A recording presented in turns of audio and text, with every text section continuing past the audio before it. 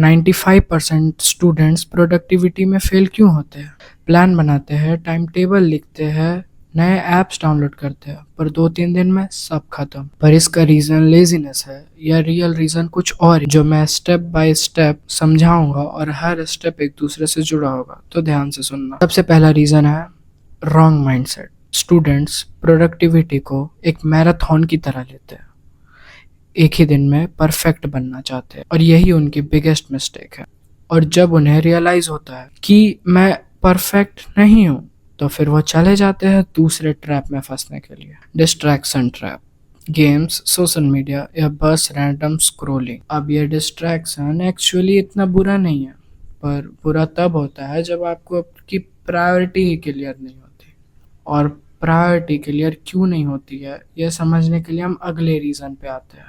Productivity इसलिए fail होती है क्योंकि 95% स्टूडेंट के पास क्लियर सिस्टम ही नहीं। वो बस मोटिवेशन के भरोसे काम करते हैं। आज मूड है तो पढ़ लो, कल नहीं है तो छोड़ो। और जब क्लियर सिस्टम ही नहीं होता, तभी प्रोकास्टिनेशन शुरू होती है। और ये एक बहुत बड़ा रीजन है जो कि most of the student ignore कर देते हैं।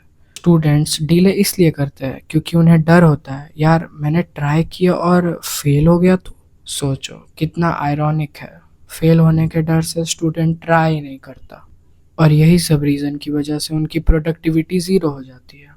और फिर वो लास्ट और सबसे डेंजरस स्टेप उठाते हैं, वो अपने आप को दूसरों से कंपेयर करने शुरू कर देते हैं। जैसे कि उसने 10 घंटे पढ़ लिया और मैंने 3 घंटे। ये चीज़ें उन्हें और डिमोटिवेट करती रहती है, और सोचने लगते हैं कि मैं तो लूज़र ही हूँ, और फिर से साइकिल दोबारा शुरू हो जाती है।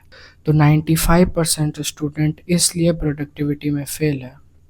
Wrong mindset, distraction, no system, fear of failure और कांस्टेंट कंपैरिजन।